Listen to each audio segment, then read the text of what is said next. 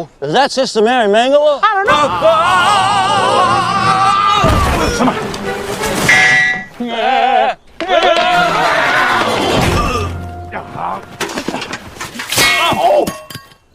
Hai, Kaum Barbar, gimana kabarnya? Baik toh, alhamdulillah.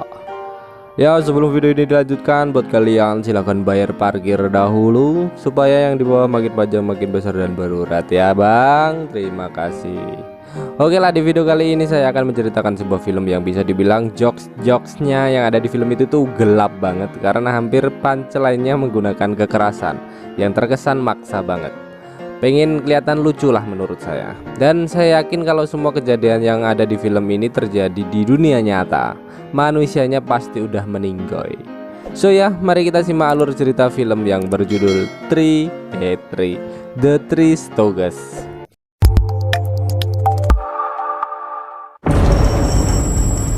Film diawali dengan memperlihatkan para bocil-bocil gemesin sedang bermain di lapangan. Mereka semua tinggal di sebuah panti asuhan yang dirawat oleh para biarawati. Lalu muncullah suster bapak-bapak bernama Mary yang menyuruh mereka untuk AFK dan menyelesaikan tugas masing-masing. Anak-anak ini sempat menolak dan merayu suster dengan menyanyikan lagu panti asuhan yang bikin saya terharu. I may not have a sister, that doesn't matter. What do you think this is? The sound of music? Tapi tidak untuk suster Mary yang membuat anak-anak langsung kocar-kacir karena sifat galaknya. Di sisi lain muncullah mobil yang melaju kencang lalu dengan lancangnya melemparkan tas ke arah suster Mary dan pergi begitu saja. Suster Mary yang melihat bungkusan itu dibuat heran karena bungkusan tampak bergerak-gerak. Dan saat bungkusan itu dibuka, tiba-tiba Suster Mary tertinju dan seketika lenyap ditelan semak-semak. Lalu keluarlah suster lainnya dan melihat ada 3 bayi lucu yang berpenampilan sangat unik, yang rambut hitam lurus bernama Mo, yang jidat lebar dan keriting namanya Larry, sedangkan yang botak bernama Curly. Kemudian suster itu memanggil rekan-rekannya yang tampak sangat senang dengan kehadiran bayi-bayi lucu itu, bahkan berebutan untuk tidur bersama para bayi itu. 10 tahun kemudian, sosok bayi yang menggemaskan dulu telah berubah dan membuat para suster mengeluh karena merawat 3 anak itu dan seringkali membuat keresahan di antara para suster-suster. Contohnya sekarang, suster Mary yang sedang sakit gigi menjadi bahan eksperimen para remaja nakal ini. Suster diikat di sebuah meja seolah seorang pasien yang butuh penanganan dan akan mencabut gigi suster Mary. Lalu Mo menyuruh Carly untuk mengambil obat bius dan seketika membuat suster tertidur lelap. Tetapi kesenangan mereka harus diusik karena datangnya kepala suster panti. Lalu mereka dengan cerdasnya membuat keadaan seolah-olah seperti tidak terjadi apapun.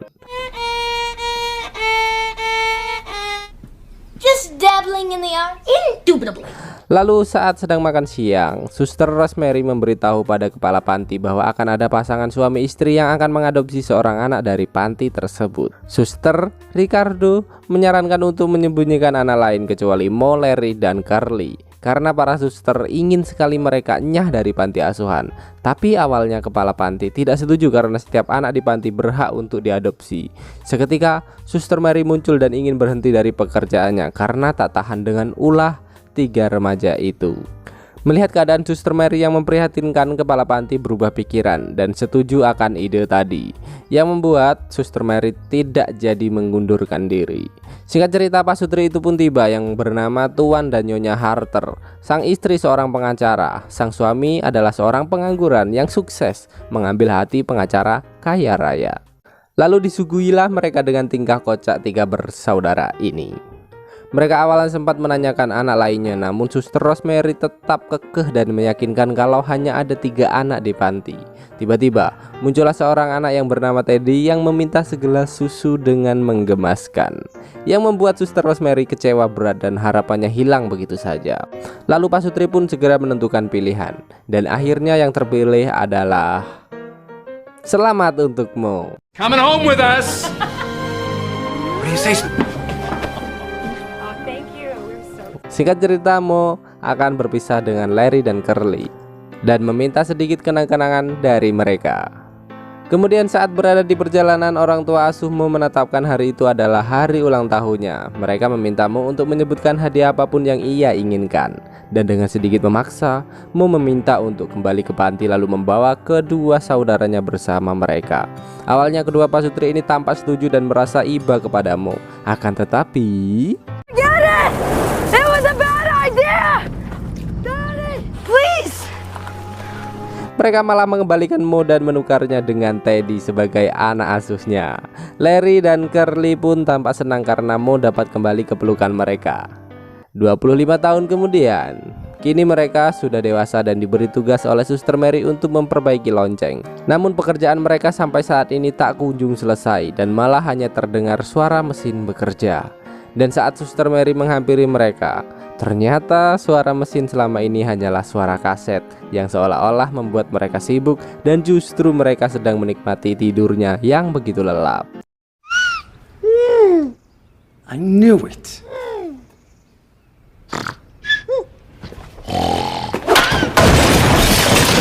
It's Attila the Nun. She's 100 yards out and closing fast. Lucky I'm not in charge of you three. Suster Mary yang jengkel tanpa pikir panjang langsung membangunkan mereka dan mereka bertiga disuruh untuk segera menyelesaikan tugasnya. Di sisi lain muncullah pendeta Redleaf, sang pengatur keuangan. Pendeta itu ingin menemui kepala panti untuk membicarakan sesuatu yang penting. Di sisi lain terlihat anak laki-laki yang bernama Pazer membawakan sepiring keju untuk temannya Morph yang sedang sakit.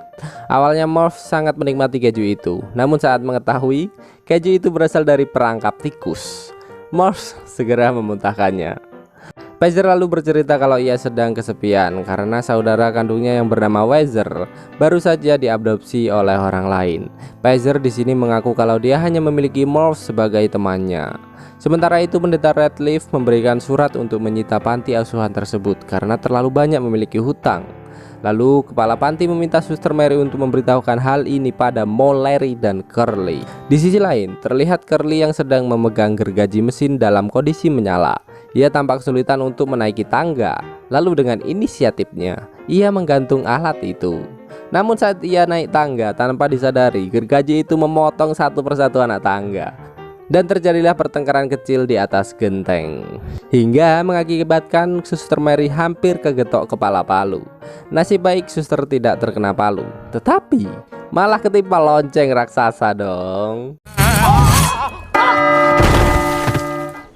Uh-oh. Is that Sister Mary Mangala? Melihat Suster Mary yang pingsan, mereka pun turun untuk membantu. Tetapi tangga itu sudah terbelah hingga membuat mereka menimpa Suster Mary.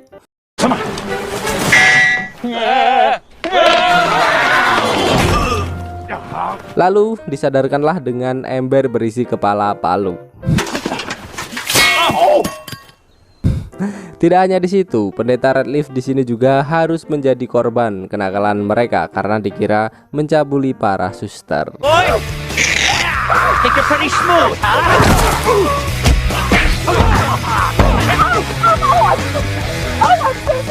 Akhirnya dengan sedih mereka harus diberitahu bahwa panti asuhan akan ditutup mengingat hutang-hutang yang mereka miliki terlalu banyak, yaitu $830.000 yang kalau dirupiahin 12 miliar.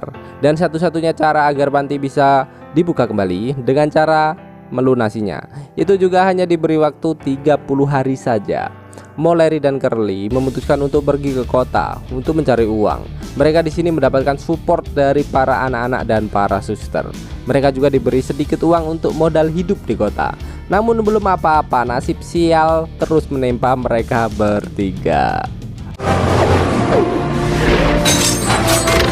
You forgot to tie us off to the handlebars. I couldn't reach it.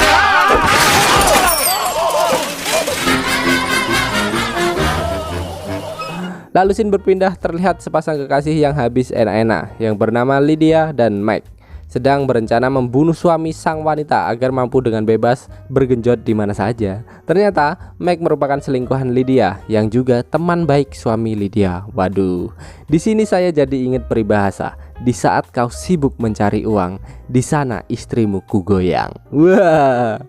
Tidak lama terdengar suara gaduh dari luar. Ternyata itu adalah Mo, Larry, dan Curly yang sedang mempromosikan diri untuk mendapatkan pekerjaan.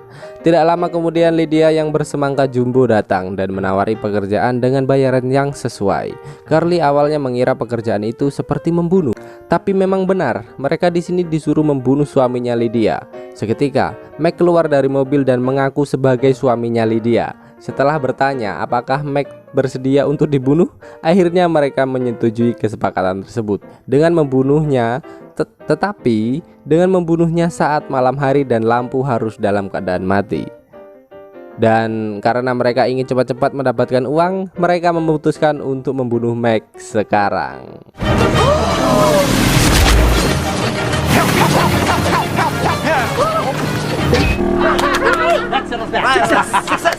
Dan menganggap kerjanya sudah beres lalu segera meminta uang pada Lydia. Namun Lydia yang melihat hal itu menjadi marah karena yang ia bunuh bukan suaminya melainkan selingkuhannya.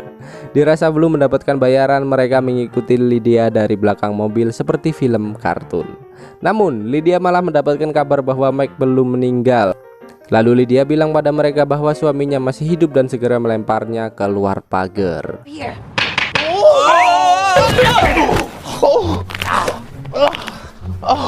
Akhirnya mereka bertiga pun memutuskan untuk pergi ke rumah sakit untuk membunuh Meg lagi. Dan apesnya saat mereka tiba di rumah sakit, jam menjenguk pasien sudah habis. Mereka awalnya merayu petugas resepsionis, tetapi peraturan tetap berlaku dan tetap tak boleh masuk. Dirasa bisa mengambil kesempatan, mereka akhirnya menyamar menjadi suster dan dokter yang menggoda salah satu staf sampai jatuh cinta karena Curly memiliki dada yang besar. Setelah berhasil mendapatkan nomor kamar sasaran, mereka malah kembali bertemu dengan resepsionis lagi. Mereka pun berlari-lari dan bersembunyi di salah satu ruangan. Ternyata mereka masuk ke ruangan penyimpanan bayi dan malah bertemu dukun di film entahlah apa itu, lupa. Yang ingat bisa komentar ya. Dukun itu lalu menyuruh Mo, Larry, dan Curly untuk mengganti popok bayi itu. Akan tetapi mereka malah perang menggunakan air kencing bayi seperti di film-film cowboy. Hey, where's your hypocrite? That's it, it's on. Freeze. Don't do anything stupid. This one's got a hair trigger. What is going on?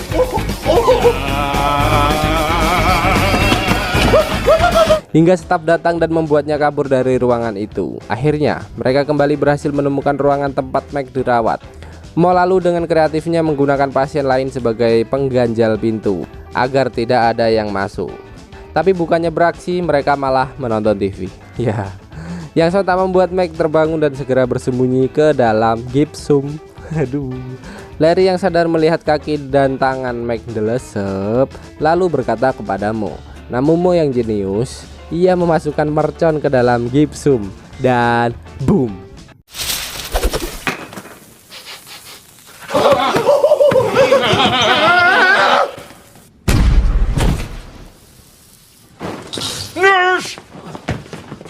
Meg yang udah gak tahan ngadepin tingkah mereka memohon untuk tidak membunuhnya lagi karena dia telah berubah pikiran. Lalu disusul para staf keamanan masuk dan terjadilah kejar-kejaran seperti di film kartun.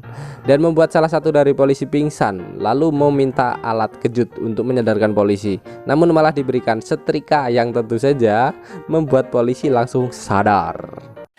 Clear!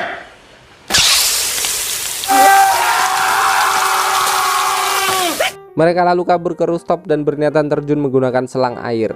Engsel selang malah copot dan menimpa seorang pria. Yang ternyata pria itu adalah Teddy, bocil yang dituger di awal film. Kemudian Teddy bercerita kalau ibunya telah meninggal akibat kecelakaan. Teddy lalu menawarkan mereka untuk tinggal di rumahnya. Namun Mo menolak karena masih memiliki dendam kepada Teddy atas masa lalunya. Dan seketika pula mereka ingat dengan uang yang diberikan oleh suster, dan mereka pun berniat menggunakan uang itu untuk berkebun. Di sisi lain ternyata suami Lydia adalah Teddy, pria yang sebenarnya ia ingin bunuh. Lalu Teddy menunjukkan foto temannya pada Lydia. Sontak ia kaget karena teman suaminya merupakan pria yang membuat selingkuhannya hampir mati. Teddy juga berencana mengundang mereka ke pesta hari jadi pernikahan mereka berdua. Singkat cerita, mereka membuka usaha ikan salmon. Akan tetapi ikan-ikan itu ditanam dan disirami layaknya tumbuhan. Dan parahnya lagi, mereka melakukan hal itu di sebuah lapangan golf. Lalu tibalah polisi yang disetrika tadi untuk menangkap mereka bertiga. Lagi-lagi mereka berhasil lolos dari kejaran polisi itu, untungnya. Sampai ketika mereka masuk ke sebuah ruangan dan terjadilah perkelahian hebat di antara mereka. Curly dan Larry menyalahkan Moe karena membawa mereka pada situasi seperti ini. Akhirnya Curly dan Larry pergi meninggalkan Moe.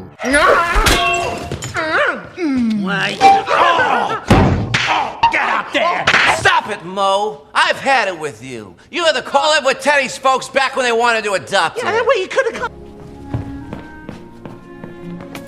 Dan ternyata ruangan itu adalah pentas drama yang disajikan oleh para produser hebat dan mengajak Mo untuk menjadi pemeran untuk acara reality show terkenal.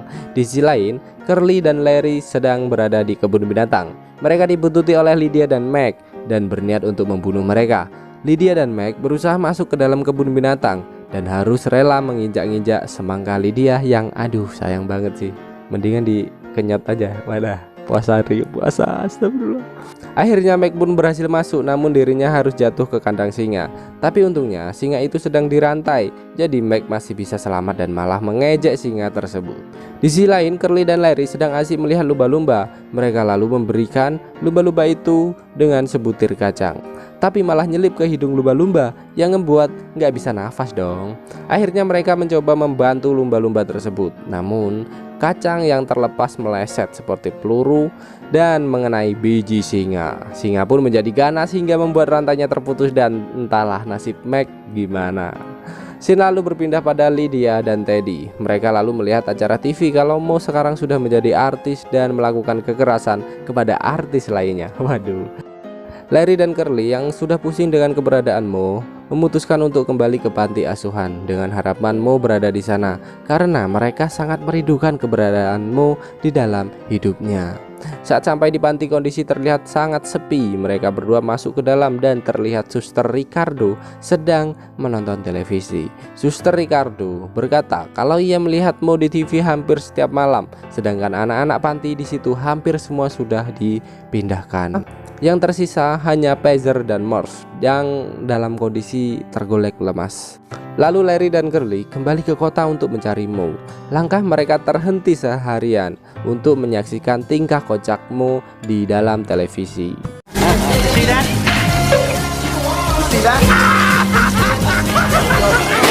Lalu Curly datang ke kantor ayahnya Teddy dan tanpa alasan yang jelas mereka meminta uang pada ayah Teddy untuk membayar hutang panti asuhan.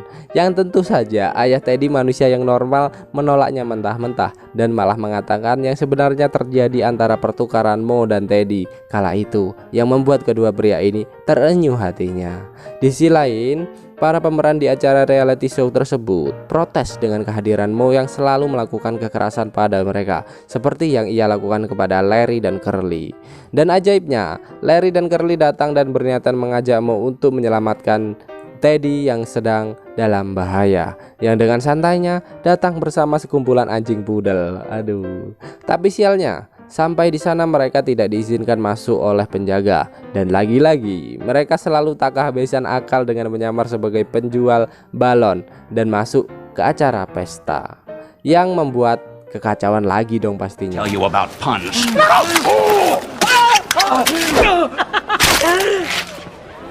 Tonton sendiri dah, terlalu banyak kekacauan kalau dijelasin.